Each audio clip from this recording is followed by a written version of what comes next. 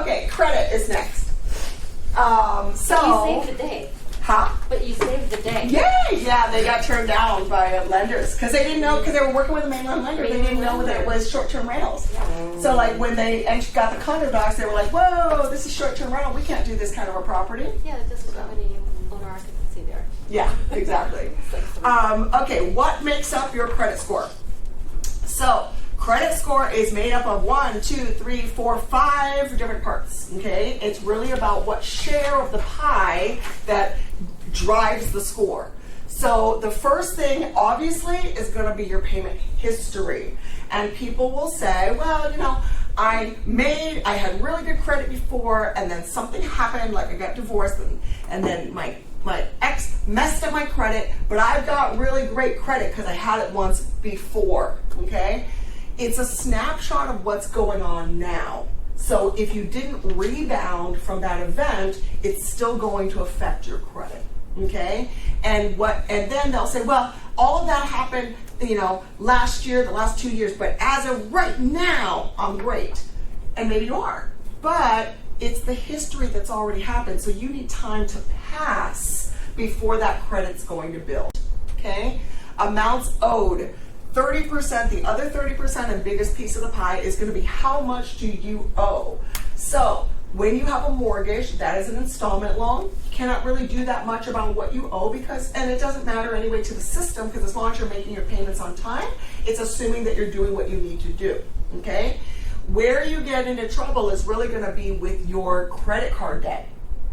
The rule of thumb is anytime you go over 25% of your high credit limit, so let's say you've got a Hawaiian Airlines Barclays card, and let's say you've got a $10,000 limit on it, okay? And because it gives you miles, you're like, I'm going to use it as my business card, and then I'm going to charge it to everything that I hilt every single month, and then I'm going to pay it off.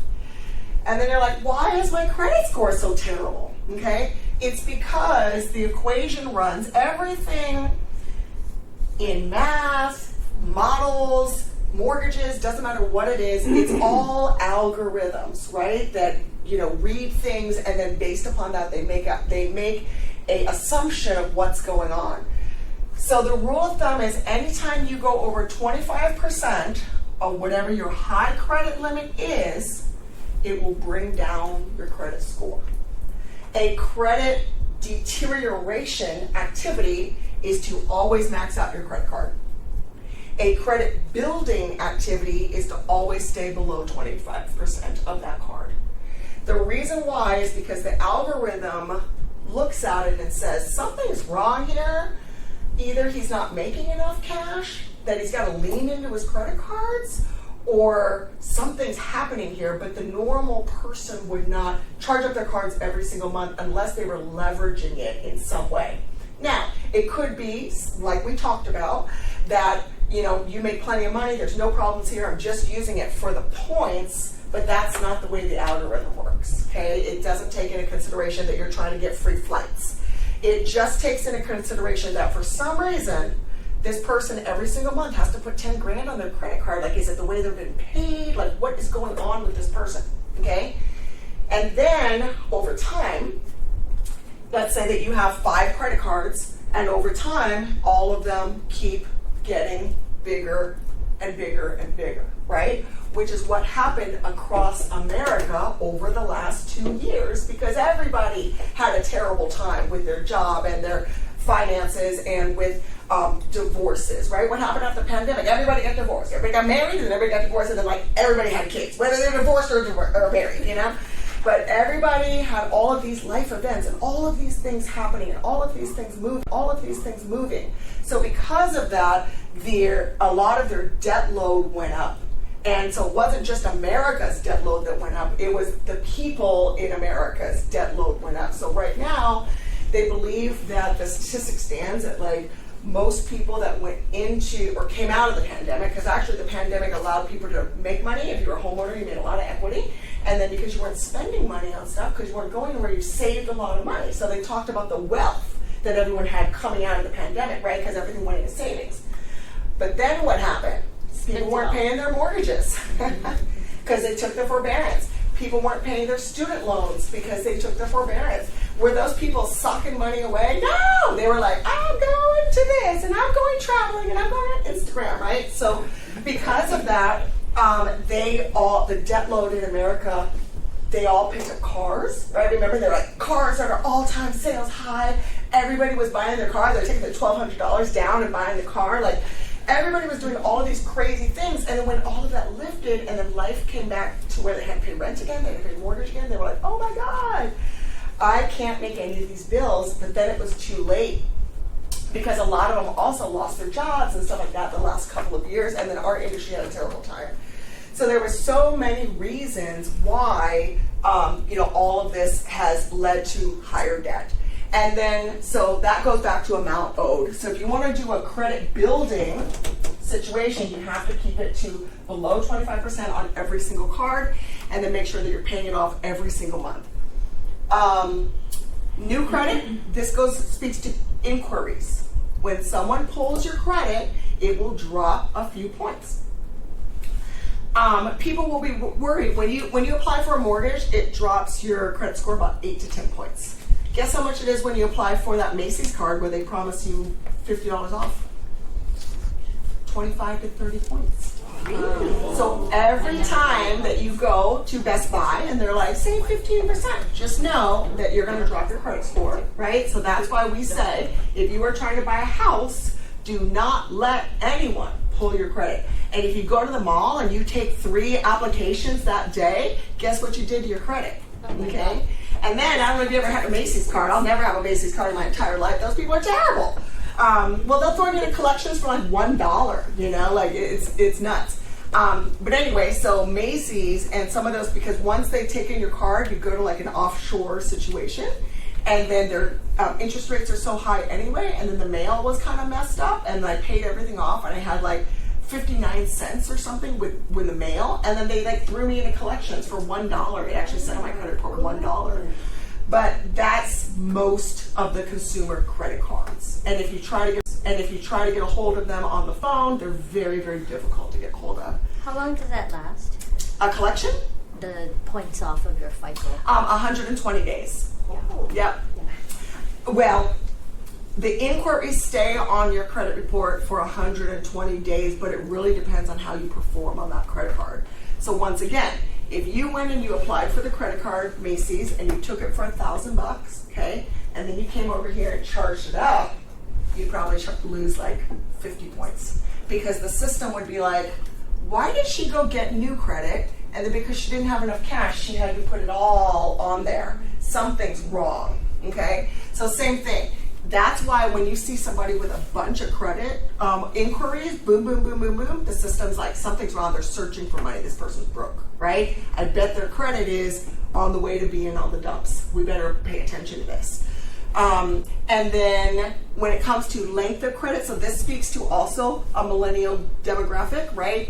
That if you have very limited credit, so that's another thing that parents are doing right now that I think is really super smart, was parents are going out and helping them get their checking accounts in like high school, right? Get a little job at Starbucks and then go get a little checking account. And then they'll help them go out and get like a little car loan, or not a car loan, but like a little line of credit. Like you can go to, a credit union and get, if you're 18, like a little line of credit for just like $1,000 or something.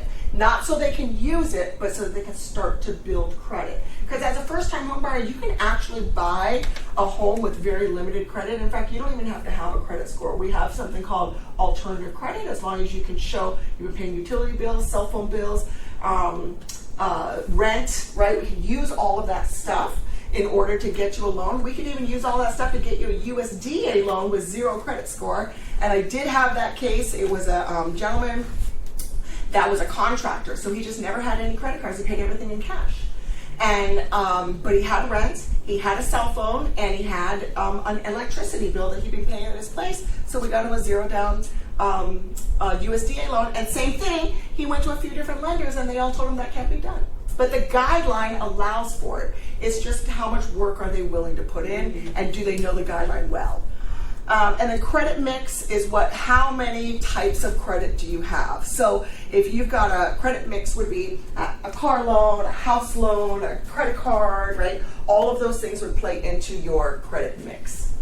Credit report policies. So these are all of sort of the negative things that can happen on your credit, okay? So collection accounts we just talked about. Judgments, that would be not paying your bills and getting a court order. Liens, not paying your taxes and getting a court order. Bankruptcies, foreclosures, short sales. If you have a short sale, you're not eligible for 2 years. Okay, you have to rebuild your credit, and then and right now, guess what's coming back? Foreclosures and short sales. Yeah.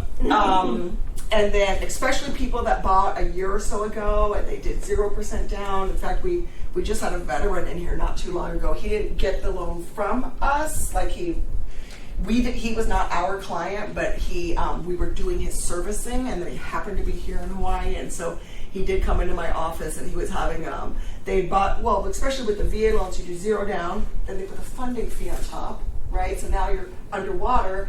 And then because we can use all of those other kinds of income to help you qualify, and what happened was his wife got pregnant, she stopped working. So where they were fine when they bought the house, they were not fine now. And then he was telling me a story about, like, for the last year, I have been going to work all day and then going bartending at night. He was working somewhere as a bartender, and he just could not, and they were getting further and further and further and further. And then so they went into foreclosure. He ended up selling that property. We did some hardship paperwork for him, but it just didn't work out. And then they ended up selling that property. But that was the best thing for them. And then mortgage late payments. Obviously, when you take on a mortgage loan, that's the biggest account on your credit. So if you miss one mortgage payment, it's straight into the toilet with your credit. So it's not. So what we always say is, if you do get behind on your stuff, miss your Capital One payment, but do not miss your housing payment. And the other thing that happens is, if you miss your housing payment, you can't get another mortgage either. Even if you have $1 million in equity, they will say your mortgage payment history is terrible. We're not going to lend to you because you can't pay your bills. So that's why mortgage rates, no matter what happens, because you can't live in your car. So even if they repo your car, you can still live in your house. But if they take away your house, you're going to be living in your car, and that's if you were making your car payment, right? Late payments on other debts, authorized users, so this is where if somebody else signed with you, and then traditional versus non-traditional, which is what I was telling you, the banks, the utility bills and all that, and then trended credit, just what is your trend? What is your trend?